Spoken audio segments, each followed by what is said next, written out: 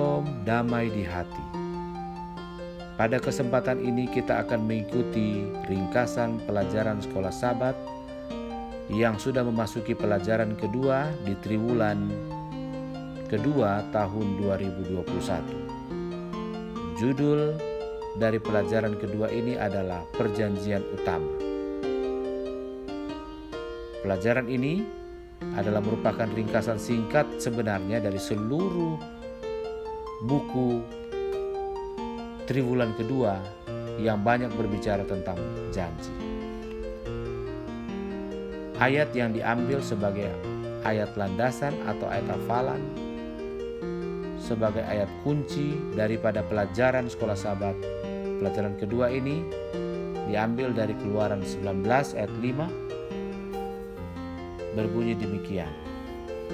Jadi sekarang, jika kamu sungguh-sungguh mendengarkan firman-Ku dan berpegang pada perjanjian-Ku, maka kamu akan menjadi harta kesayangan-Ku sendiri dari antara segala bangsa, sebab Akulah yang empunya seluruh bumi. Yang perlu digarisbawahi pada ayat ini adalah berpegang pada perjanjian-Ku. Dari ayat ini kita melihat bahwa Tuhan yang membuat perjanjian dengan manusia. Kemudian yang kedua, Tuhan mengikatkan diri kepada perjanjiannya itu. Apa sebenarnya arti daripada perjanjian? Dalam dunia dewasa ini, ada banyak perjanjian-perjanjian atau ikatan-ikatan yang dibuat oleh manusia yang mereka sebut dalam kata perjanjian.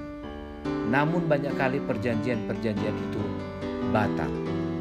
Dalam hal ini sebenarnya perjanjian-perjanjian yang dibuat oleh manusia atau ikatan-ikatan yang dibuat oleh manusia itu sebenarnya adalah bukan sebuah perjanjian, tetapi adalah sebuah kontrak. Kenapa saya katakan sebuah kontrak? Karena kontrak memiliki persamaan dengan kata perjanjian atau berjanji.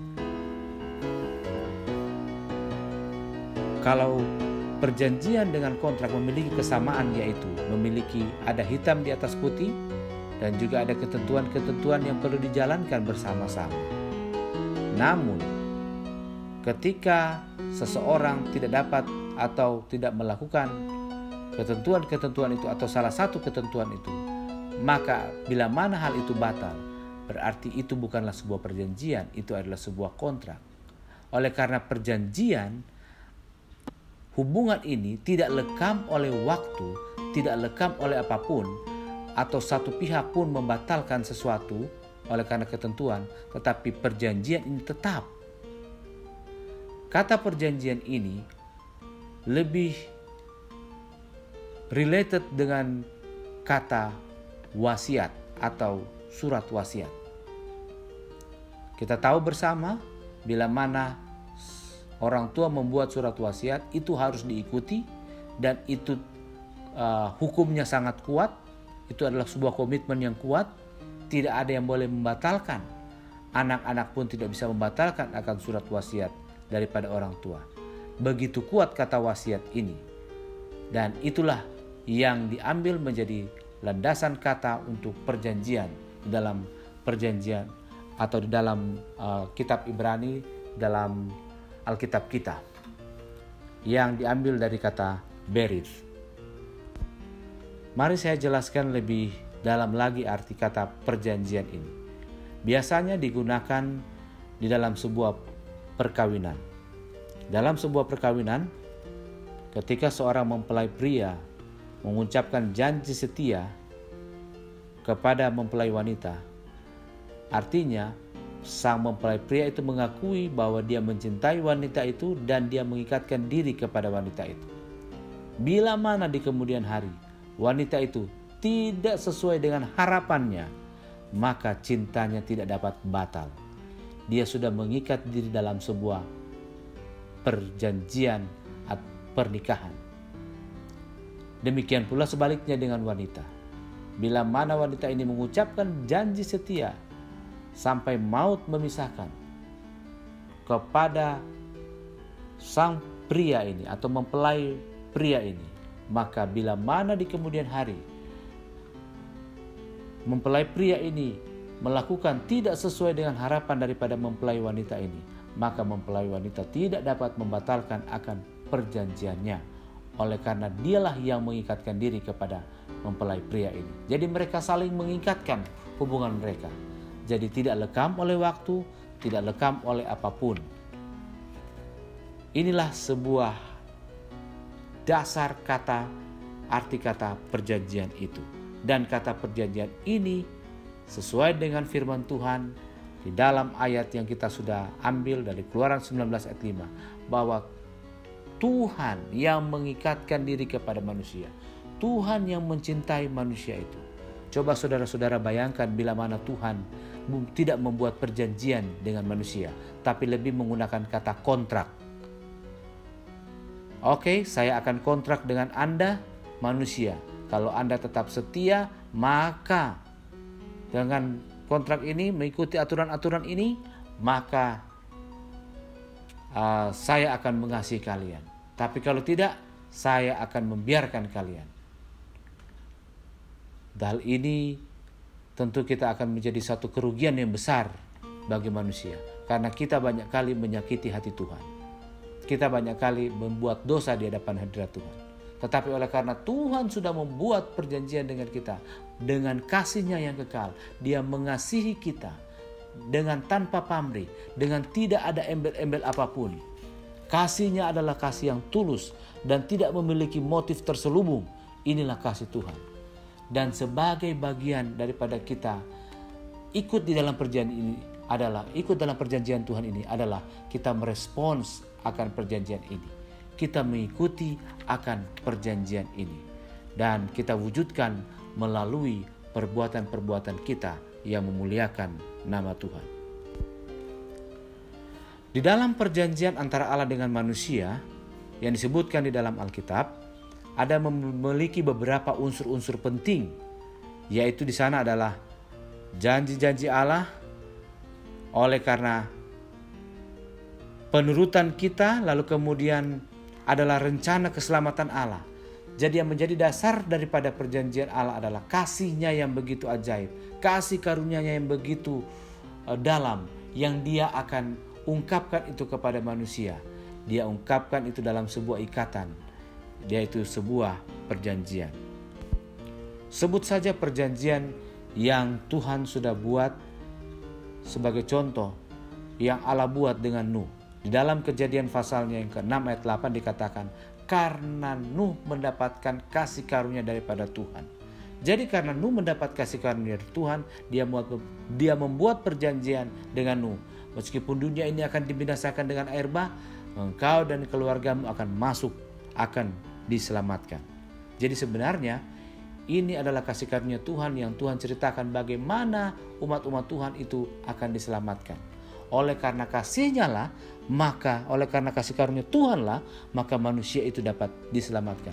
Bukan oleh karena kehebatan manusia itu, tetapi lebih kepada kasih yang tulus daripada Tuhan.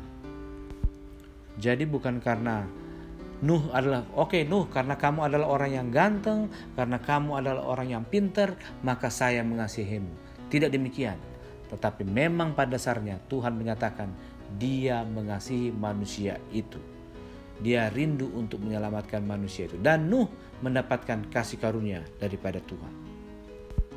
Kemudian contoh lain yang Tuhan berikan melalui ikatan yang Dia buat terhadap Abraham.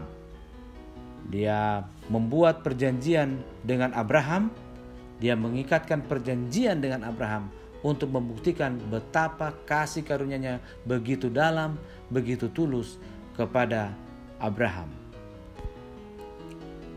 Dicatat di dalam Kejadian pasalnya yang ke-12 ayat 1 dan yang ketiga sampai yang ketiga, Tuhan membuat janji kepada Abraham untuk menjadikan dia bangsa yang besar dan memberkatinya.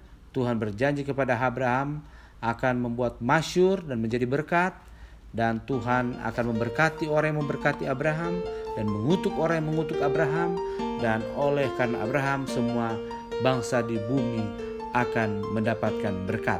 inilah janji Tuhan. Jadi karena Tuhan mengasihi Abraham dengan sangat, dia mengikat perjanjian. Bagaimana perjanjian itu dibuat? Tuhan menyatakan kepada Abraham juga melalui kasih-Nya yang ajaib, melalui pengorbanan, diminta agar Abraham untuk mengorbankan anaknya. Sebenarnya Tuhan berusaha untuk mengkomunikasikan kepada Abraham bahwa betapa Tuhan mengasihi Abraham dan akan menyelamatkan Abraham.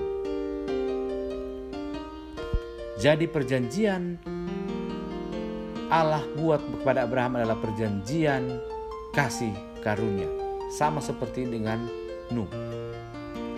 Kemudian juga dengan Musa, Tuhan berbicara kepada Musa dan berkata kepadanya, "Akulah Tuhan, dan aku yang menampakkan diri kepada Abraham, Ishak dan Yakub sebagai Allah yang Maha Kuasa.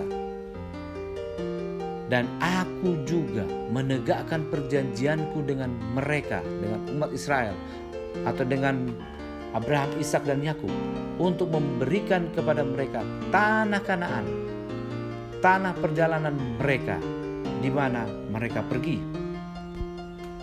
Jadi perjanjian dengan Musa diberikan kepada bangsa Israel adalah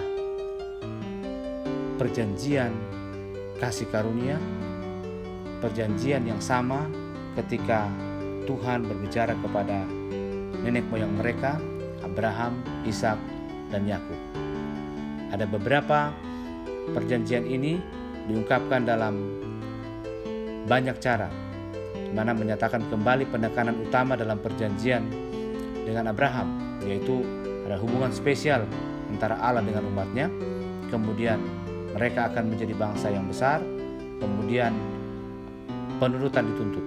Untuk itulah diberikan kepada mereka hukum-hukum. Perhatikan urutannya di sini. Pertama, Tuhan menyelamatkan orang Israel, kemudian memberikan kepada mereka hukum untuk dituruti. Urutan yang sama juga dengan Injil. Pertama-tama Kristus menyelamatkan kita dari dosa, kemudian dia menghidupkan hukum-hukumnya di dalam diri kita. Dan inilah yang menjadi dasar di dalam perjanjian baru, yaitu Tuhan sudah menyatakan kasih karunia kepada kita, telah menyelamatkan kita, mengorbankan dirinya di dalam Kristus Yesus untuk kita, agar membuktikan bahwa dia mengasihi kita. Maka sebagai wujud nyata bahwa kita mengikuti akan perjanjian itu adalah bila mana kita menuruti akan perintah-perintahnya. Kita membuktikan diri bahwa kita mengasihi Tuhan, mengasihi Juru Selamat kita. Jadi sekali lagi, perjanjian-perjanjian yang Tuhan buat di zaman dulu sampai kepada zaman sekarang ini adalah memiliki kesamaan, yaitu bahwa karena kasih Tuhan, Tuhan sudah berkorban bagi kita, menyatakan kasih-Nya terlebih dahulu kepada kita. Kemudian kita merespons dan mengikat hubungan bersama-sama dengan Tuhan, sehingga perjanjian ini menjadi bagian kita. Sekali lagi, perjanjian yang diinginkan Allah bagi bangsa Israel adalah agar mereka tahu bahwa kasih Allah tidak memiliki motif terselubung, dan semua yang dicari Allah dari umatnya hanyalah respons atas kasih yang tulus. Suatu respons yang tentu saja akan diwujudkan melalui pekerjaan-pekerjaan yang baik yang memuliakan nama Tuhan. Inilah ringkasan daripada perjanjian utama. Sebagai kata kunci adalah perjanjian utama adalah dilandaskan oleh karena kasih Tuhan kepada manusia. Dia mengikatkan diri kepada manusia. Dia rindu agar manusia berada di dalam kasih karunia yang Dia sudah tetapkan itu. Melalui penurutan kita akan firman Tuhan, janji-janjinya akan menjadi nyata di dalam kehidupan kita. Bila mana kita mengikuti akan perjanjian Tuhan, berpegang kepada perjanjiannya, maka tentu kita akan menjadi umat kesayangannya, harta kesayangannya sendiri di antara bangsa-bangsa. Marilah kita merespons akan perjanjian yang sudah dibuat ini, Karena perjanjian ini adalah perjanjian kekal bagi kita, umat yang mau merespons terhadap perjanjian Tuhan. Kiranya Tuhan memberkati melalui pelajaran sekolah sahabat, ringkasan pelajaran sekolah sahabat